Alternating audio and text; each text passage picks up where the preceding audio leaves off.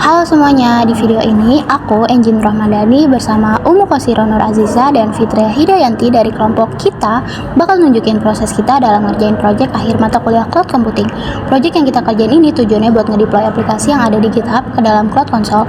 Untuk ngerunning atau ngedeploy aplikasi itu, kita pakai virtual machine dari Google Cloud sebagai servernya, jadi nanti VM ini yang bakal ngejalanin aplikasinya gitu. Jadi pertama-tama kita tuh dikasih akses billing account supaya bisa bikin project baru. Nah, di bagian awal ini kita nunjukin tampilan VM Instance di Google Cloud Console. Sebelum mulai, kita harus milih dulu project yang mau kita pakai. Jadi di pojok kiri atas, aku klik bagian pemilihan project. Dari situ nanti bakal muncul daftar project yang ada. Setelah aku klik project itu, muncul halaman Select Resource. Di sini kelihatan project-project yang pernah kita buat sebelumnya. Nah, untuk kali ini kelompok kita pakai project yang namanya kita. Jadi aku pilih project tersebut supaya seluruh pengaturan VM yang kita buat masuknya ke project itu. Setelah project yang aktif, aku lanjut masuk ke menu Compute Engine. Sebelum bikin VM, aku buka bagian IM dulu. Tujuannya supaya aku bisa nambahin akses buat anggota kelompokku, yaitu Umu dan Fitria. Dengan ngasih akses lewat IM ini, mereka bisa ikut ngatur, lihat, dan ngerjain project cloud yang sama. Selanjutnya di halaman IM, aku klik tombol Grant Access atau tambahkan akses. Di bagian ini kita bisa nambahin user yang mau diberi izin mengelola project. Di kolom prinsipal, aku masukin email anggota kelompokku yaitu Umu dan Fitria. Email ini yang dipakai Google Cloud buat ngasih akses ke project. Setelah masukin email, langkah berikutnya adalah memilih role atau peran yang mau diberikan. Saat aku buka select role, muncul beberapa kategori. Salah satunya kategori basic. Di kategori basic ini ada beberapa pilihan role seperti owner, editor, viewer, dan browser. Karena kelompok aku perlu akses menu buat ngerjain project yang sama, aku pilih role owner. Dengan role ini, mereka bisa ngatur research, lihat konfigurasi, dan ngerjain semua hal yang dibutuhkan. Di sini kita masuk ke bagian Compute Engine, lalu pilih VM Instance. Di sini nanti kita bakal mulai bikin virtual machine baru untuk project kita. Selanjutnya kita klik Create Instance untuk mulai membuat VM baru.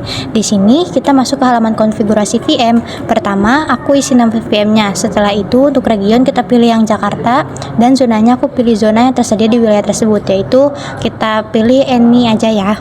Lalu di bagian machine type kita pilih seri E2 dan untuk tipe mesinnya kita pakai E2 small. Tipe ini sudah cukup untuk kebutuhan deploy aplikasi kita. Selanjutnya, kita masuk ke bagian OS dan storage. Untuk sistem operasinya, kita pilih Ubuntu sebagai operating system yang akan dijalankan di VM ini.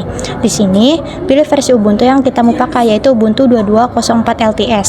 Lalu di bagian boot disk type, pilih balance persistent disk. Size-nya aku set ke 10 GB. Setelah itu kita klik select. Konfigurasi OS dan storage yang sudah kita pilih, semua setting sudah sesuai, jadi siap dilanjut. Kalau semua konfigurasi sudah oke, aku klik create. Google Cloud akan langsung mulai membuat virtual machine-nya. Dan kalau tampilan sudah seperti ini, virtual machine kita sudah berhasil dibuat dan muncul di daftar VM instance. Berarti VM-nya sudah siap dipakai buat deploy aplikasi dari GitHub. Sebenarnya di tahap ini kita juga butuh pengaturan networking buat project kita. Tapi pengaturan jaringan ini belum kita set langsung waktu bikin VM, karena sebagian konfigurasi jaringannya bakal kita atur nanti di langkah berikutnya. Jadi untuk sekarang networking kita biarkan default dulu dan pengaturan detailnya akan dilanjutkan di bagian berikutnya. Di bagian ini kita masuk ke pengaturan firewall yang ada di Compute Engine. Dari sini kita tuh bakal bikin aturan firewall baru supaya VM kita ini bisa menerima koneksi HTTP dari luar. Nah, pertama kita pilih opsi create firewall rule. Setelah itu muncul tampilan template untuk membuat aturan firewall baru. Di bagian nama kita isi dengan kita 3 untuk log, kita biarkan dalam keadaan off. Networknya yang kita pakai juga tetap network default. Kemudian priority-nya itu dibiarkan di angka 1000. Selanjutnya untuk direction of traffic-nya itu kita pilih ingress karena kita mau nerima traffic yang masuk. Kemudian action on match-nya itu kita pilih allow. Lalu di bagian targetnya kita pilih all instance in the network. Kemudian kita masuk ke bagian search filter. Untuk IPv4 range kita isi dengan 0.0.0/0. Itu artinya semua alamat IP ini bisa mengakses VM kita lewat port yang nanti kita buka gitu. Nah, bagian second search filternya kita biarkan none. Lanjut ke destination filter, kita pilih none juga. Setelah itu di bagian protocol and ports-nya kita pilih options specific protocols and port.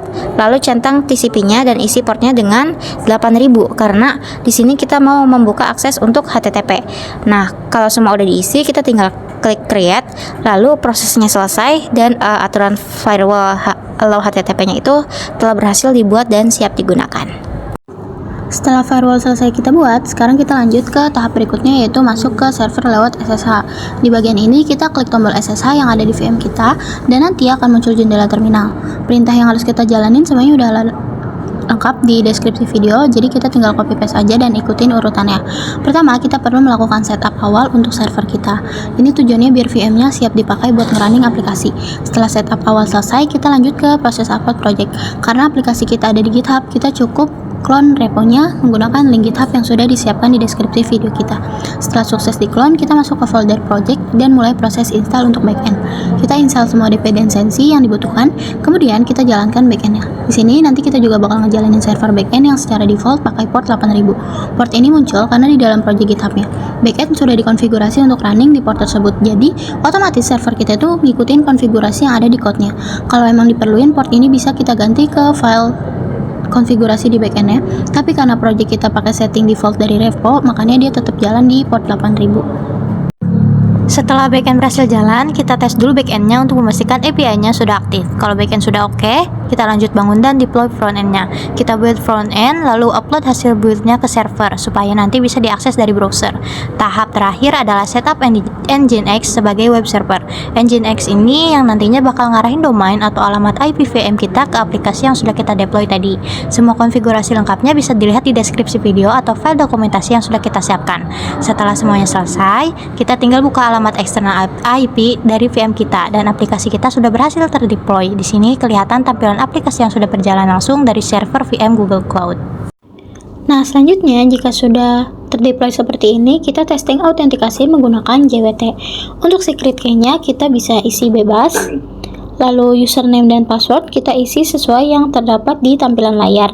Nanti untuk rahasia passwordnya ini bisa lihat di link dev ya. Lalu kita copy paste tokennya. Setelah itu kita masukin ke kolom verifikasi token.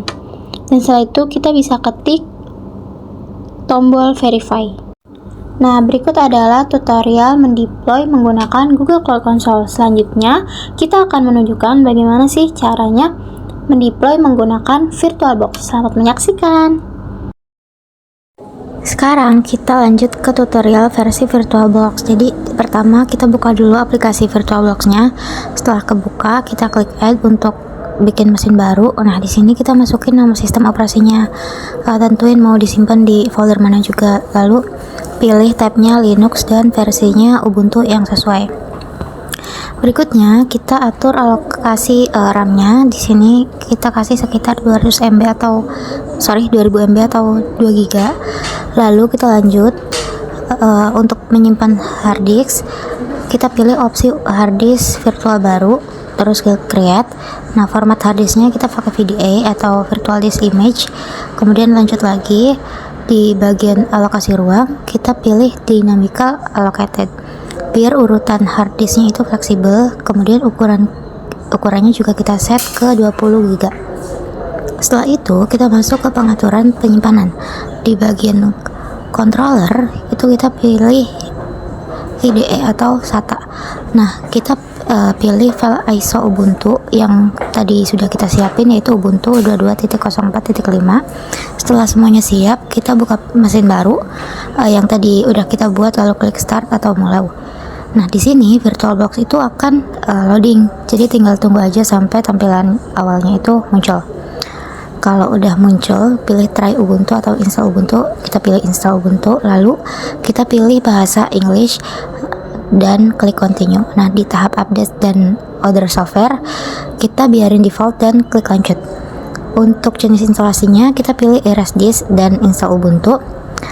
Karena kita pakai hard disk virtual baru, setelah itu klik install now. Nanti ada konfirmasi perubahan pada disknya, kita tinggal setuju aja, lalu pilih lokasi kita yaitu Jakarta dan klik continue. Selanjutnya kita isi sama username dan password sama kebutuhan kita. Setelah itu Ubuntu akan mulai diproses instalasi. Nah, di bagian ini tampilannya bakal ada beberapa kali loading dan butuh waktu yang sedikit lama gitu. Kalau instalasinya udah sesuai, nanti bakal muncul tulisan installation complete. Nah, kita klik restart now, dan setelah restart Ubuntunya sudah siap dipakai di VirtualBox. Sekarang kita lanjut masuk ke terminal yang ada di Ubuntu VirtualBox-nya ya teman-teman. Nah, sedikit info dulu nih, terminal di VirtualBox ini agak beda sama terminal yang biasanya ada di Windows atau Mac. Di sini kita nggak bisa copy paste langsung dari luar, jadi memang harus semua perintah yang ada di file drive harus kalian ketik manual satu persatu. Gak apa-apa, santai aja, yang penting pelan-pelan dan pasti urutannya benar. Karena kalau ada satu step yang ketinggalan, nanti prosesnya bisa nggak jalan. Tapi kalian nggak perlu khawatir karena semua komen yang dipakai itu udah kita siapin secara lengkap, runtut, dan jelas banget di drive. Mulai dari perintah pertama sampai perintah terakhir. Semuanya udah kita urutin supaya kalian tinggal ikutin aja. Link drive-nya bisa langsung dilihat di deskripsi YouTube video ini. Di video ini kita juga bakal tampilin proses real time-nya. Jadi sambil ngetik komen, kalian bisa lihat gimana respon terminalnya, biar lebih kebayang. Ini juga sekalian biar kalau kalian ikutin tutorialnya sambil praktek, tinggal, oh iya stepnya ini dan stepnya ini, jadi nggak bingung. Nah, setelah semua perintah yang ada di drive kalian masukin, terminal nanti bakal munculin IP address atau alamat yang bisa kita akses. Ini fungsinya untuk ngecek apakah server kita udah jalan sesuai yang kita setup barusan. Selanjutnya, kita buka browser bawaan Ubuntu, biasanya Firefox, karena itu yang langsung ada begitu Ubuntunya selesai diinstal. Dari sini, kita tinggal ketik aja IP yang tadi muncul di terminal di bagian address bar. Kalau kalian lihat ada angka yang 127 atau 10 atau 192 titik, pokoknya itu dia alamat servernya, masukin aja, dan biasanya kalau semua step udah benar, halaman web kita bakal langsung buka. Dan tada, di situ kelihatan tampilan aplikasi yang udah berhasil kita deploy. Ini tuh momen paling satisfying banget karena kita bisa lihat nih hasil kerjaan kita yang dari setup, install, ngetik perintah, semua akhirnya muncul dalam bentuk aplikasi beneran. Jadi di tahap ini intinya kita cuma masuk ke terminal, ketik perintah sesuai di file panduan, dan terus buka IP-nya di browser Ubuntu buat lihat hasilnya. Simpel kan, tapi penting banget buat ngebuktikan kalau deploy-nya berhasil dan servernya jalan dengan normal. Jadi pelan-pelan aja ngikutinnya, pasti bisa kok.